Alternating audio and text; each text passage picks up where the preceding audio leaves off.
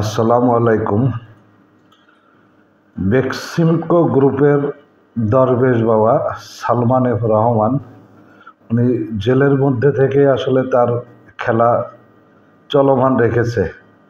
গাজীপুরে অর্ধশতাধিক যানবাহন ভাঙচুর, ট্রাক, বাস ও কারখানায় আগুন দিলেন বেক্সিমকো শ্রমিকেরা।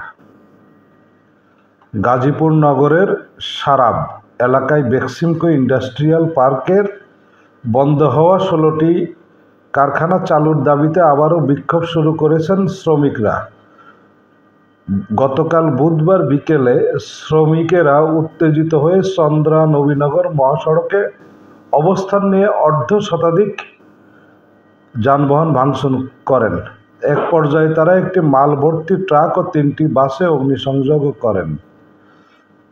ঘটনার তথ্য সংগ্রহ করতে গিয়ে শ্রমিকদের হামলায় আহত হয়েছেন 3 সংবাদকর্মী।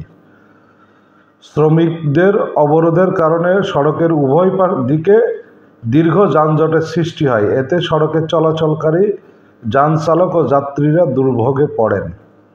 পরে আইনশৃঙ্খলা রক্ষাকারী বাহিনী রাবার বুলেট ও কাঁদানে গ্যাসের শেল ছুড়ে পরিস্থিতি নিয়ন্ত্রণে আনলে রাত 8:45টার দিকে সড়কের যান চলাচল স্বাভাবিক হয়।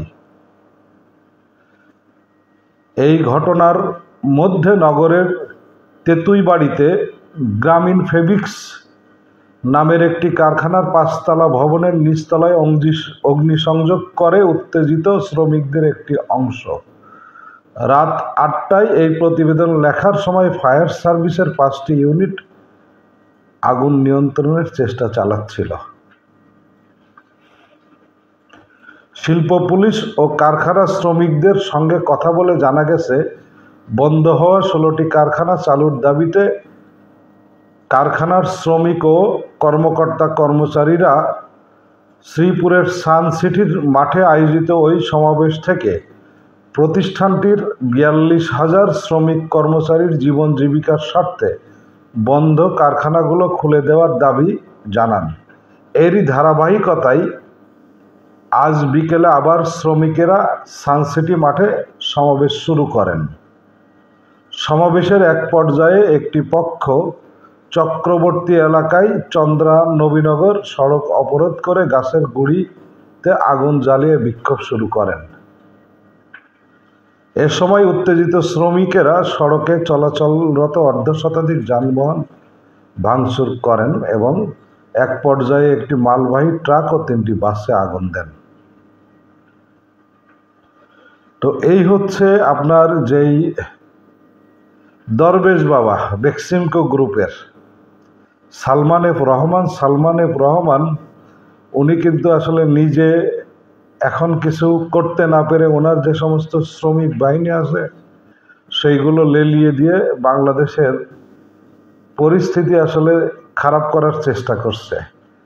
খবর পেয়ে আইনশৃঙ্খলা রক্ষাকারী বাহিনীর সদস্যরা ঘটনাস্থলে গিয়ে প্রথমে শ্রমিকদের বুঝিয়ে সড়ক থেকে সরিয়ে দেওয়ার চেষ্টা করেন, কিন্তু শ্রমিকেরা উত্তেজিত হয়ে আইনশৃঙ্খলা বাহিনীর সদস্যদের লক্ষ্য করে ইটপাটকেল ছুটতে থাকেন। পরে আইনশৃঙ্খলা রক্ষাকারী বাহিনী রাবার বুলেট ও কাঁদানে গ্যাস এর সেল ছুড়ে পরিস্থিতি নিয়ন্ত্রণ করেন।